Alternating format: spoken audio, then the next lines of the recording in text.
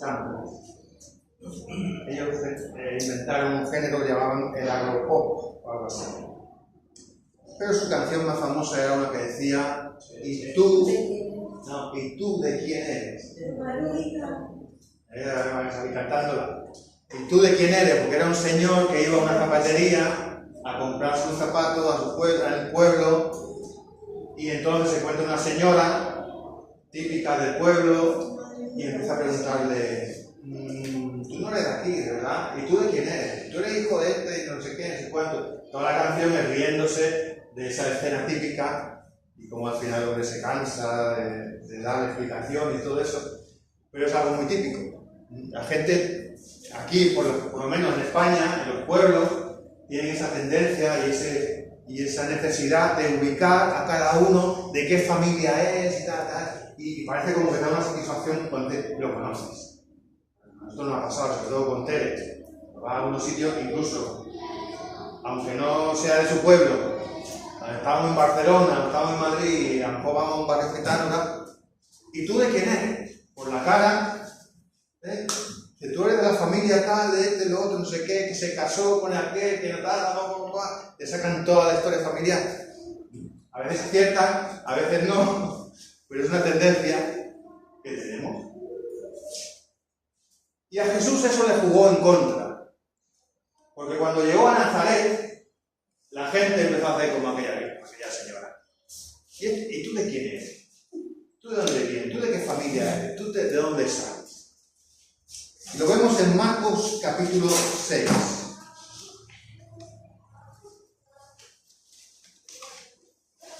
Marcos capítulo 6 dice: salió Jesús de allí y vino a su tierra, y le seguían sus discípulos. Y llegado el día de reposo comenzó a enseñar en la sinagoga, y muchos, oyéndole, se admiraban y decían: ¿de dónde tienes estas cosas? ¿Y qué sabiduría es esta que le es dada? Y estos milagros que por sus manos son hechos. ¿No es este el carpintero, hijo de María, hermano de Jacobo, de José, de Judas y de Simón? ¿No están también aquí con nosotros sus hermanas? Y se escandalizaban de él. Mas Jesús les decía: no hay profeta sin honra, sino en su propia tierra, y entre sus parientes, y en su casa. Y no pudo hacer allí ningún milagro, salvo que sanó a unos pocos enfermos, poniendo sobre ellos las manos. Y estaba asombrado de la incredulidad de ellos, y recorría las aldeas de alrededor enseñando. Amén. Esa es la palabra que vamos a ver. Y yo le he puesto un título, otra vez entre comillas. La última vez le pusimos un título entre comillas: no molestes a Jesús, se molestes entre comillas. Aquí otro título que es las limitaciones de Jesús. Las limitaciones de Jesús. Pero otra vez tenemos que poner limitaciones entre comillas. Porque son las limitaciones que le pone la gente. La gente le puso limitaciones a Jesús. Y vamos a ver por qué lo hicieron pico. Es una ciudad pequeña, Nazaret. Bueno, hoy día tiene unos 65.000 habitantes. Pero en la época de Jesús, los arqueólogos están de acuerdo en que no podía tener más de 500 habitantes. Era un pueblo pequeño. Todo el mundo se conocía. Así que era normal que dijeran: este es el que tenía la carpintería allí, que hacía chaflán, en la plaza del pueblo, que su madre es María, que sus hermanos son tal. O sea, lo conocen del pueblo. Pero la primera limitación que le ponen es decir cuál es, en términos que se usan mucho hoy día en las iglesias evangélicas, cuál es su cobertura. ¿Habéis oído esa palabra, verdad? ¿Qué cobertura tiene? Se usa mucho. No está en la Biblia, pero se usa mucho porque las iglesias tienen que organizarse de una manera y para sus organizaciones humanas pues necesitan esos términos también. Yo soy de la cobertura del apóstol tal. Yo tengo la cobertura del profeta tal. ¿O tú qué cobertura tienes? Bueno, algo parecido le estaban diciendo a Jesús. ¿Qué cobertura tiene este hombre? Es decir, ¿de dónde tiene estas cosas? ¿De dónde tiene ese poder? ¿De dónde tiene esa autoridad? Y Jesús, en otra ocasión, sabiendo que le hacían esa pregunta, dijo en Juan capítulo 5, versículo 31, dio la respuesta. Juan 5:31 dice: si yo testificase acerca de mí mismo, mi testimonio carecería de valor. Es otro el que da testimonio de mí, y sé que el testimonio que da es verdadero. Vosotros enviasteis a unos mensajeros a Juan, y él dio testimonio de la verdad. Y no es que yo tenga necesidad de testimonios humanos. Si digo esto es para que vosotros seáis salvos. Juan era como una antorcha encendida que alumbraba, y vosotros estuvisteis dispuestos a alegraros por algún tiempo con su luz. Pero yo tengo un testimonio más grande que el de Juan. Las obras que el Padre me dio para que cumpliera, que son las mismas que yo hago, dan testimonio de mí y de que el Padre me ha enviado. También ha dado testimonio de mí el Padre que me envió. ¿Cuál es mi cobertura? Pues decir, bueno, Juan el Bautista, estaban pensando que hablara de algo así. No. Juan el Bautista habló de mí, vale, pero no.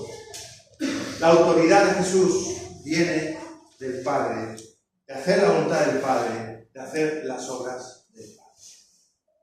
¿De dónde viene su poder? También aquí en Juan capítulo 5, versículo 19, lo explica. Juan 5, 19 dice: os aseguro que el Hijo no puede hacer nada por sí mismo.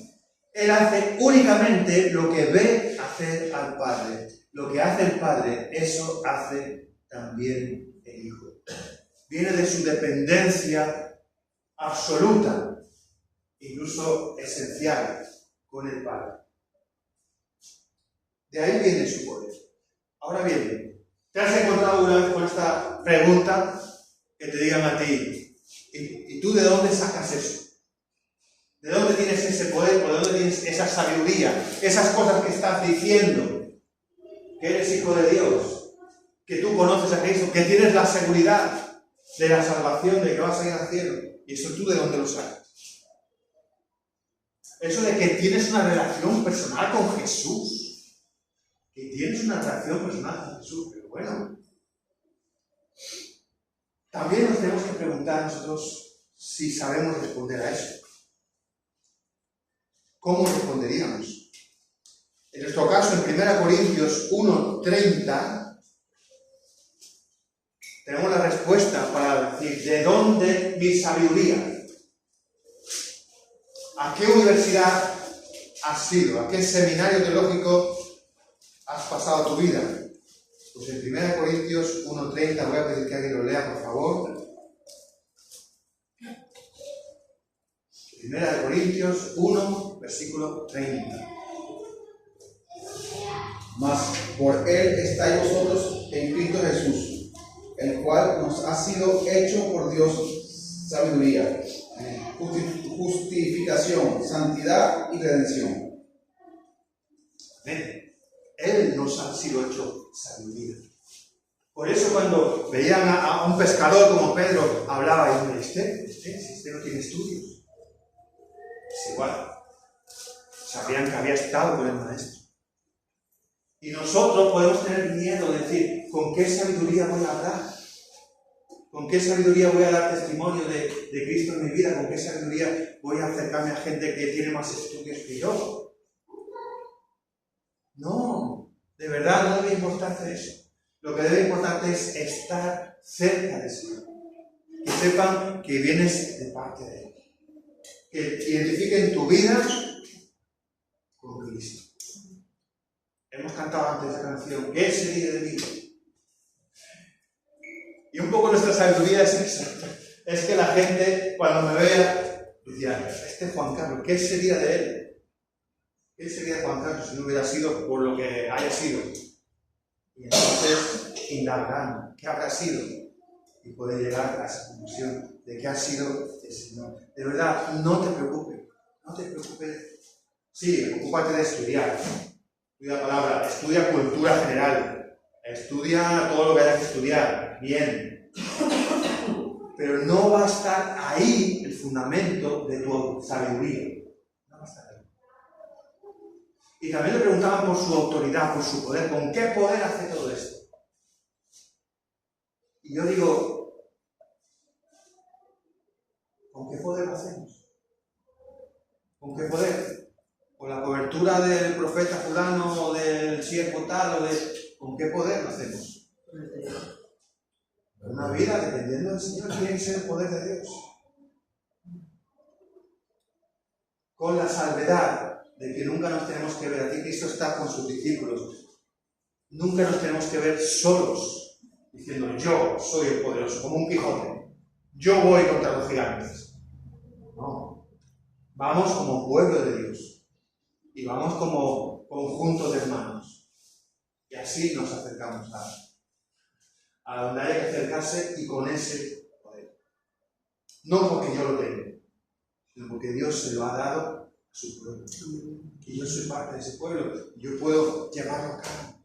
Amén. Sí, Señor. En Hechos 1:8, dice el Señor, dice, y recibiréis poder cuando haya venido sobre vosotros el Espíritu Santo. Y recibiréis poder y me seréis testigos en La Jara, y en Mijas, y en Málaga, y en Andalucía, y en España, y en Europa, y hasta lo último de la tierra. Así que el Señor dice su promesa, recibiréis poder. Recibimos el Espíritu Santo y recibimos poder. Pero hermanos, ese poder es para una misión. Es poder para una misión. No es para poder para decir como Spiderman, que fue, le picó una araña, ¿no? Una araña reactiva. Y ahora tengo poder. Poder para trepar por aquí, por allá, para dar buenos puñetazos. O el increíble Hulk. Ese verde, todo así, macizo. Tiene poder también reactivo. Poder que es fuerza para romper cosas. Es su poder. Pero nosotros no tenemos eso. Nosotros tenemos el poder del Espíritu Santo que nos usa como canales, no para yo ponerme ahí a romper cosas, no para dar puñetazos a mis enemigos, no para cumplir su voluntad, su misión. Y en Juan 14:12 hay un versículo que a mí me peta la cabeza. Sí. Porque dice, hablando de las cosas que hacía Jesús, que vamos a leer. Juan 14:12.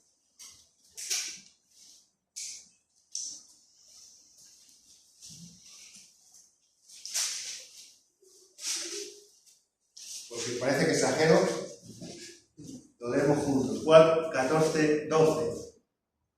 Os aseguro que el que cree en mí hará también las obras que yo hago, y aún mayores, porque yo voy al Padre.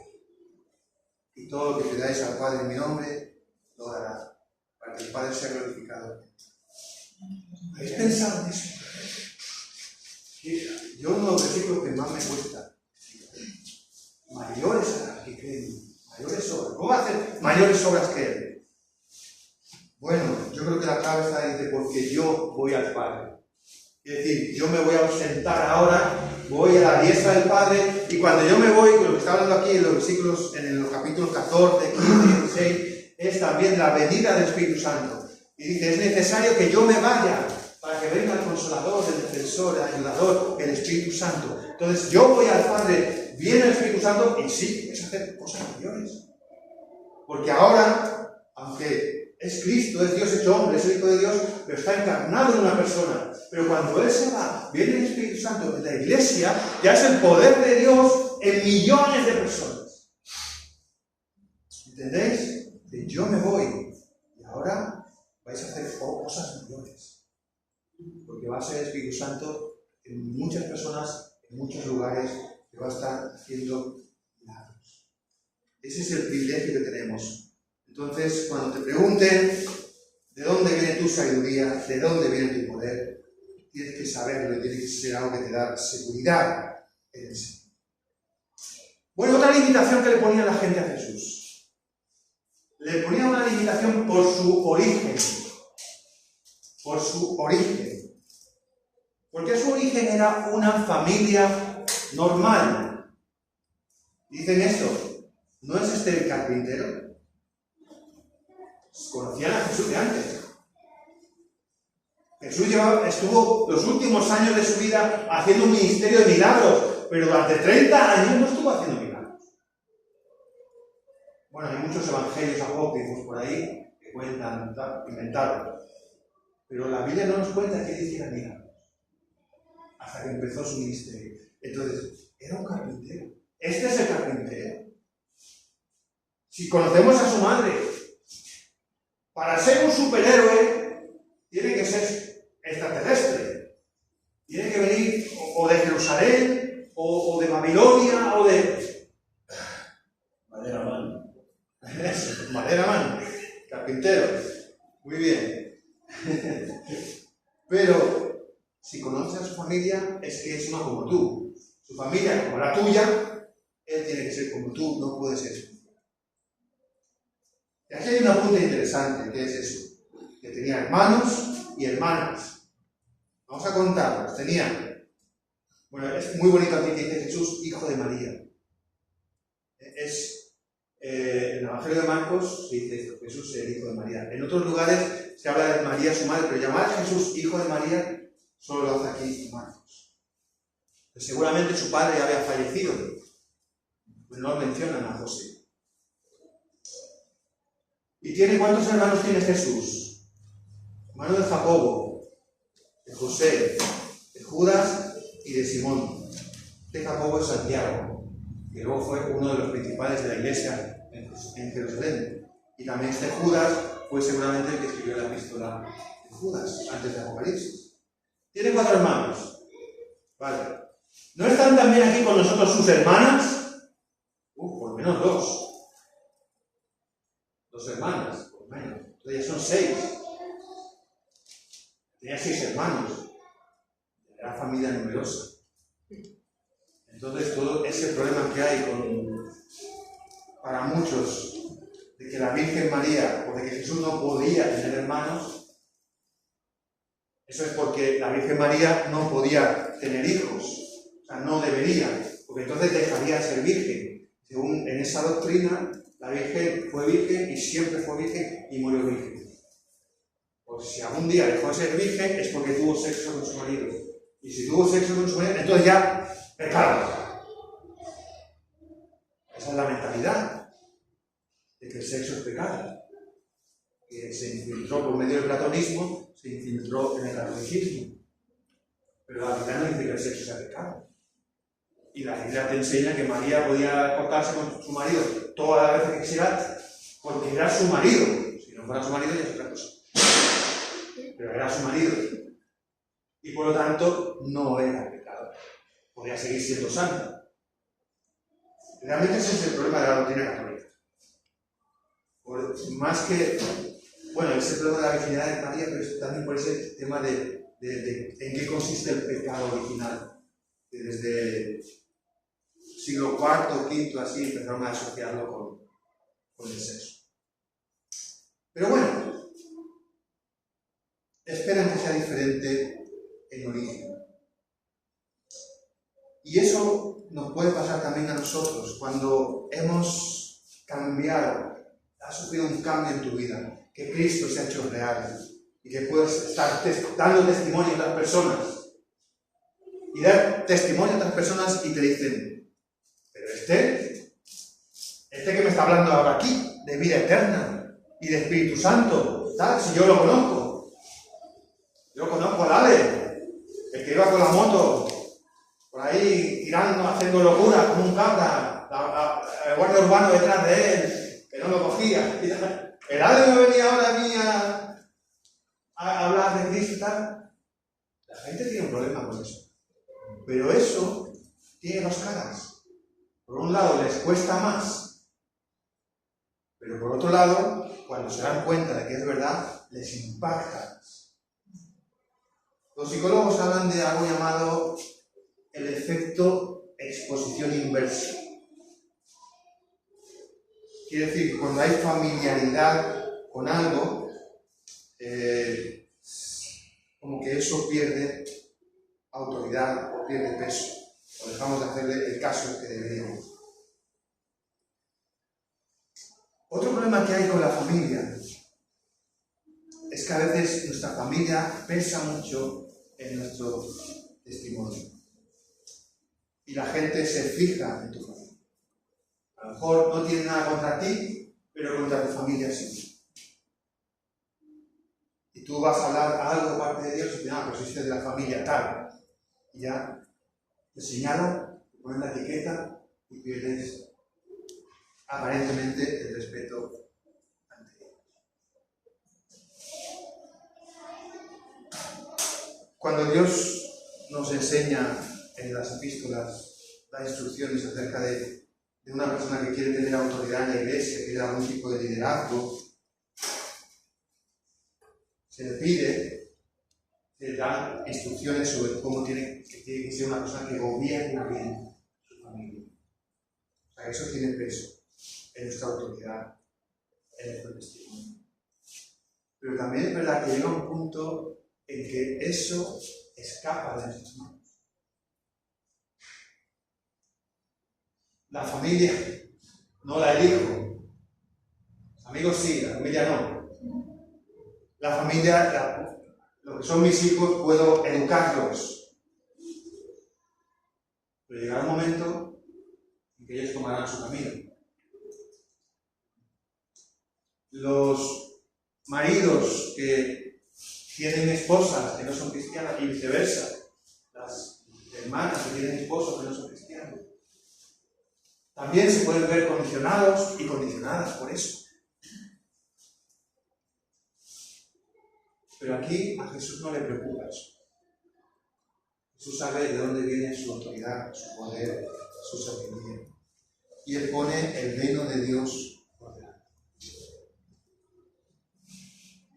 La familia puede ser una rémora, puede ser algo que nos impide avanzar a veces. Por eso esas palabras tan duras de Jesús, que el que no aborrece padre, madre, ¿cómo puede decir eso? Bueno, está hablando de una manera comparativa. Tienes que poner el reino de Dios por delante, por encima de todo. Si tú pones a tu familia a la altura de Dios, Juan Carlos, yo nunca he hecho eso, nunca haría eso. Por supuesto, yo nunca lo haría. Pero en la práctica hay situaciones en las que eso es una lucha. Si pones a Dios en primer lugar, tu familia será bendecida. Si pones a la familia en primer lugar, tendrás muchos aplausos de unos cuantos, pero no bendecirás a Dios ni a tu familia. Jesús ponía el reino de Dios por delante. Hubo un predicador del Punjab, del norte de la India, de los Sikh. Habéis oído hablar de los Sikh, ¿verdad? Que tienen esos turbantes ahí con el pelo tan largo. Este hombre se llamaba Sadhu Sundar Singh. Y él era totalmente anticristiano. Odiaba a los cristianos. Cuando tenía 14 años, él quemó una Biblia delante de sus padres para demostrar lo anticristiano que era. Y su familia era Sikh, una religión muy nacionalista y muy ligada a su pueblo y muy radical en algunos momentos. Pero este Sadhu Sundar Singh tuvo una visión. Un día a las 3 de la madrugada vio a Jesús que le habló y buscó y finalmente este se convirtió. ¿Y sabéis cómo lo celebró su familia? Eran Sikh, que no, eran anticristianos. Su familia lo envenenó. Literalmente, al chavalillo lo envenenaron. Más vale muerto que hereje, ¿no? Dirían. Pero milagrosamente no murió. Dios le permitió vivir y este hombre se dedicó a predicar. Era famoso porque predicaba descalzo y predicaba descalzo por zonas de montaña y de nieve y tal. Y es una persona que trajo un fruto maravilloso para la obra de Dios.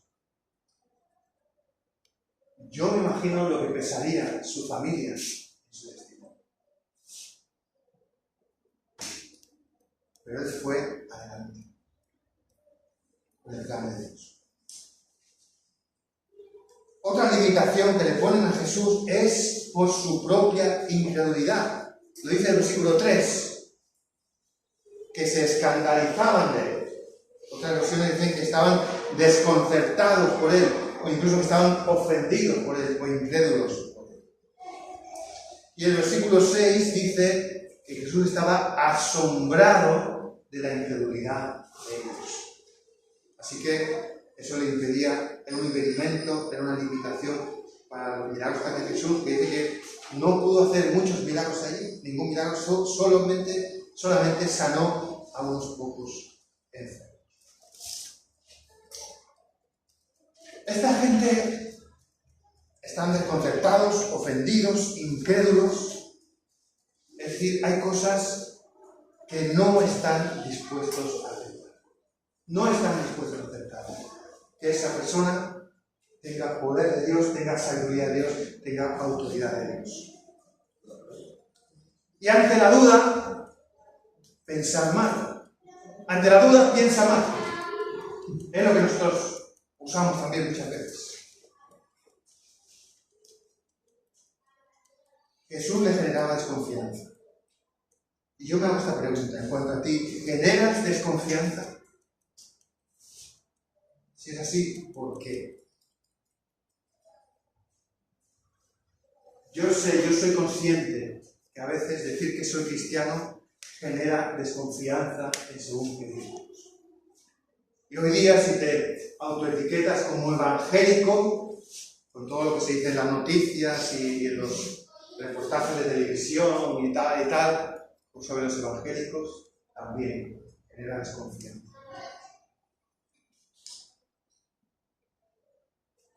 Pero yo digo, no esperes la gran acogida en todas partes y en todas las circunstancias. Vemos cómo Jesús lo recibía a veces multitudes, pero vemos aquí cómo lo reciben con desconfianza. Tenemos que estar preparados para eso, hermanos. Tenemos que estar preparados para que la gente desconfíe de nosotros. Y entonces responder simplemente con el amor de Dios, esa sabiduría y el poder de Dios. Con su incredulidad, ellos estaban imposibilitando que se manifestara el poder de Dios. Y eso a mí me ha generado otra controversia grande en este pasaje. Y es, dice, Jesús no pudo hacer milagros allí. ¿Cómo? ¿Que Jesús no pudo? Pero si Él es el Todopoderoso, ¿qué significa eso de que no pudo?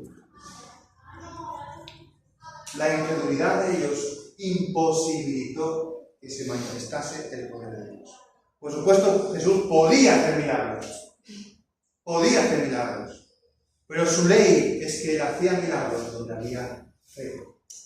Vete, tu fe te ha sanado.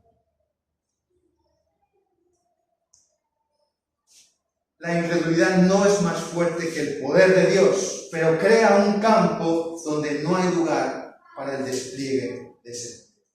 Una ilustración la podemos encontrar en un circuito eléctrico. La electricidad es poderosa. ¿A que sí? ¿Quién ha tocado un cable así haciendo chapuzas? La electricidad tiene poder. Pero hay un interruptor, hay un circuito. Y en ese circuito hay interruptores. La ilustración no es exacta, no es la mejor que hay, pero nos puede dar una idea de cómo nuestra fe puede ser como ese interruptor. La electricidad está, el poder está. Poder para encender la luz, poder para que funcione el ventilador, poder para que estemos fresquitos aquí, el poder está. Pero si tú cierras el interruptor en tu vida, no va a pasar por ti, ¿sí? Va a pasar por donde tenga que pasar, pero no va a pasar por ti. Eso es algo que nos podemos aplicar también. Y y nos vamos a preguntar si estamos poniendo impedimentos. Si estamos poniendo impedimentos.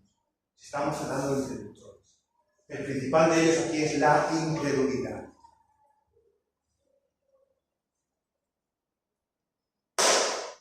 ¿Somos incrédulos? No. ¿No? Incrédulo, no. No somos incrédulos, somos creyentes. Amén. Amén. Pero ¿estamos poniendo limitaciones a Dios? Hay que preguntarse. Hay que preguntarse. Porque Dios quizá quiere hacer cosas que nosotros no estamos todavía abiertos a hacer.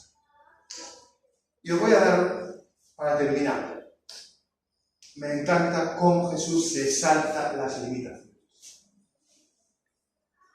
Aquí dice que Él vino a su tierra y le seguían sus discípulos. Para mí una de las claves es eso, Él tiene sus discípulos. Aquí la corriente no fluye, se cierran los interruptores, pero Él tiene a sus discípulos.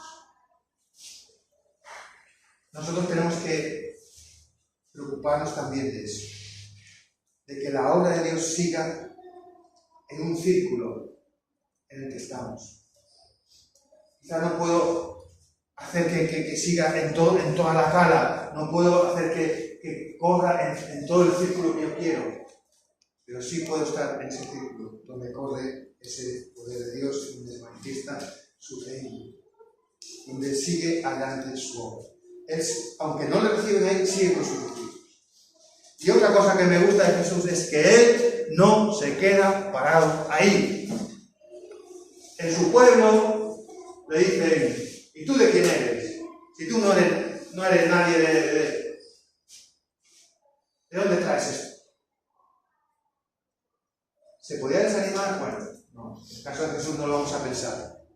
Pero en un caso nuestro, diríamos, mi pueblo no me quiere, mi gente, los míos, los que yo. Ay. ¿Qué hace Jesús? Se fue a predicar por las aldeas de alrededor. Seguía enseñando. Y eso es lo nuestro también. Cuando encuentras ese obstáculo, lo rodeas y sigues. Y hermano, yo sé que vais a recibir golpes, o algunos estáis recibiendo golpes ahora.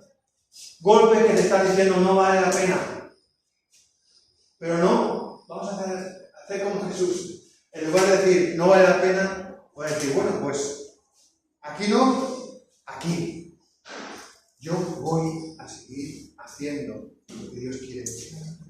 Y no deja de enseñar. No se queda parado ahí, se va a otro sitio y no deja de enseñar. Tiene una misión, tiene el tiempo limitado y las circunstancias no lo van a detener. ¿Sabéis aquel gran predicador y propiciador de un avivamiento que fue John Wesley? Él promovió un gran avivamiento, incluso se nació una iglesia importante que fue la iglesia metodista, pero él no quería formar una iglesia. Él solo quería predicar el evangelio. Y predicar el evangelio en su iglesia, que era la iglesia anglicana, la iglesia de Inglaterra. Y él iba a las parroquias de la iglesia anglicana y se ponía a predicar allí. Pero le pasaba lo mismo que a Jesús, le decían, ¿tú qué obispo te manda? ¿Qué cobertura tienes? No, yo solo vengo a predicar el evangelio porque el Espíritu Santo me ha tocado y yo quiero compartirlo. Y había parroquias anglicanas donde no le dejaban predicar. Y entonces él salía fuera y se iba a las praderas y se iba a las minas donde estaban los mineros, y a la salida de las minas allí se ponía a predicar. Y cuenta en su diario, que está publicado, que escribió muchísimo este hombre, el 2 de abril de 1739, en la parroquia anglicana de Bristol, el vicario no lo dejó entrar a predicar, no dejó predicar allí dentro, y él se fue a una pradera cercana y 20.000 personas se juntaron para escuchar a John Wesley. En la parroquia igual que había 100 o 150. Gloria a Dios, que no tuvo sitio ahí. 20.000 personas se juntaron. Dios usó a este hombre porque no se paraba no se detenía, tenía problemas en casa. Algún día hablaremos de eso. Tenía problemas serios con su esposa. Dije, no, un matrimonio misionero tiene que ser un matrimonio perfecto. John Wesley tenía problemas serios con su esposa. William Carey, del que hemos hablado algunas veces aquí, tenía problemas muy serios con su esposa. Y Dios lo usó muchísimo. Algunos malas lenguas dicen que John Wesley predicaba tanto porque no podía estar en casa. Porque estaba siempre a caballo o fuera. Pero sí, eso lo he escuchado, ¿verdad? Sí. Normal, no es un chiste, Vaya esposa. Sí. No, Bueno, vaya. no estoy diciendo que fueran malas, No. sino que tenían problemas. En el caso de Carey era un problema mental de su esposa, en el caso de Wesley, pues eran otras cosas. Pero lo que quiero decir es, esas limitaciones, que tú puedes decir, no, Señor, yo es que en mi situación, y si encima mis líderes espirituales me niegan, y si en mi hogar encima, ¿yo qué voy a hacer? No. Siguió adelante. El Señor lo usó tremendamente. Y voy a terminar con esta conclusión. ¿Qué piensas de esto? ¿Qué limitaciones te pones a Jesús? Piénsalo. ¿O qué limitaciones te ponen otros a ti? ¿Y cómo resuelves esas limitaciones aprendiendo de Jesús? La última diapositiva que yo tenía ahí en la presentación decía que letras grandes que el reino de Dios avance. ¿Amén? Amén. Eso es lo que nos interesa. Que el reino de Dios avance. Vamos a orar. Contra las limitaciones, que nadie nos las ponga, que sepamos saltarlas, pero sobre todo que yo jamás me ponga limitaciones a lo que Dios quiere. ¿Amén?